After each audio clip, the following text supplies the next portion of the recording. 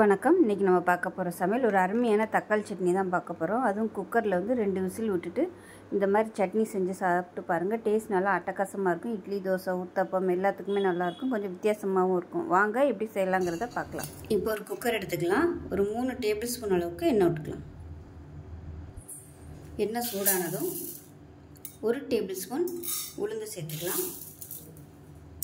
1 table spoon கடலைப்பருப்பு, அதே மாதிரி 1 டேபிள் ஸ்பூன் வேர்க்கடலை. இது வந்து வறுத்த வேர்க்கடலை தான். வறுக்காத வேர்க்கடலையாக இருந்தாலும் சேர்த்துக்கலாம். இது வந்து நல்லா வறுத்து எடுத்துக்கலாம். இப்போ நல்லா செவக்க ஆரம்பிச்சிருச்சு. இந்த ஸ்டேஜில் ஒரு 4 பூண்டு சேர்த்துக்கலாம். அது கூடவே காரத்துக்கு தேவையான அளவு ஒரு 6 வரமிளகாய் சேர்த்துக்கலாம். இது கூடவே கொஞ்சமாக புளி, ஒரு கைப்பிடி அளவுக்கு கருவேப்பிலை சேர்த்துக்கலாம். ஒரு மீடியம் சைஸ் பெரிய வெங்காயம் கட் பண்ணதை சேர்த்துக்கலாம். காரம் உங்களோட விருப்பத்துக்கு தகுந்த மாதிரி மிளகாய் வந்து கூடவோ குறைச்சோ சேர்த்துக்கலாம். இது கூடவே ஒரே ஒரு காஷ்மீரி மிளகாய் வத்தல் சேர்த்துக்கிறேன். இது வந்து கலருக்காக மட்டும்தான், இது ஆப்ஷனல். இப்போ மீடியம் சைஸாக ஒரு 2 தக்காளி கட் பண்ணி வச்சுருக்கேன், அதை சேர்த்துக்கலாம். இப்போ தேவையான உப்பு சேர்த்துக்கலாம். சேர்த்துட்டு கொஞ்சமாக தண்ணி விட்டுக்கலாம். ஒரு 1/2 டம்ளர் அளவுக்கு தண்ணி விட்டுருக்கேன். ரொம்ப வதக்கணும்னு அவசியம் இல்லை. லேசாக வதக்கி விட்டுட்டு மூடி வச்சிடலாம்.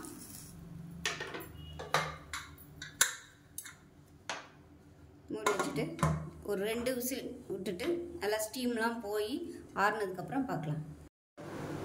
இப்போ ஸ்டீம்லாம் போயிடுச்சு. எப்படி இருக்குன்னு பார்க்கலாம். இந்த மாதிரி தான் இருக்கும்.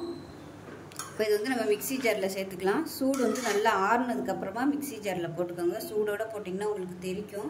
இப்போ இது நல்லா ஆறிடுச்சு. இப்போ இது மிக்ஸி ஜாரில் சேர்த்துக்கலாம். ஃபஸ்ட்டு தண்ணி இல்லாமல் இருத்துட்டு சேர்த்துக்கலாம். தண்ணி ஊற்றும் போது கொஞ்சமாகவே ஊற்றிக்கோங்க.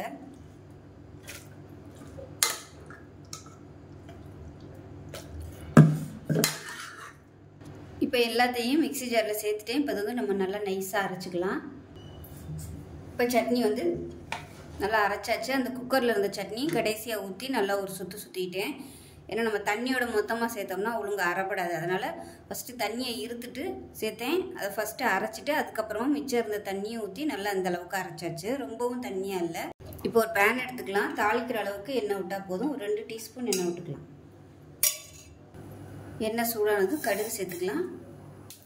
கடுகு வெடிக்க ஆரம்பிக்குது. 1 டீஸ்பூன் சீரகம் சேர்த்துக்கலாம். அது கூடவே ஒரே ஒரு வரமிளகாய் விதையை எடுத்துட்டு வாசனைக்காக சேர்த்துக்கலாம். கொஞ்சமாக கருவேப்பிலை சேர்த்துக்கலாம்.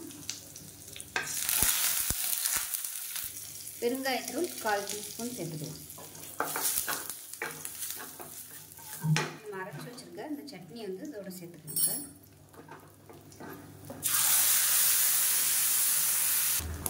இப்போ மிக்சியை அலசிட்டு தண்ணி சேர்த்துக்கலாம். இது வந்து தெரிக்கும். கொஞ்சம் கவனமாக இருந்துக்கோங்க. நல்லா கலந்து விட்டுட்டு 1 நிமிஷம் அப்படியே அந்த சிம்மில் அப்படியே கொதிக்கட்டும். மூடி வச்சுக்கோங்க, இல்லைன்னா அப்படியே தெரிக்கும். இப்போ 1 நிமிஷம் கொதிக்க விட்டாச்சு. கேஸ் அமர்த்திடலாம். அவ்வளோதான். உங்களுக்கு அருமையான ஒரு சூப்பரான குக்கர் கார சட்னி ரெடி ஆயிடுச்சு. இட்லி, தோசை, ஊத்தப்பம் எல்லாத்துக்குமே அருமையாக இருக்கும். எப்பயும் ஒரே மாதிரி பண்ணாமல் கொஞ்சம் டிஃப்ரெண்ட்டாக அது மாதிரி செஞ்சு பாருங்கள்.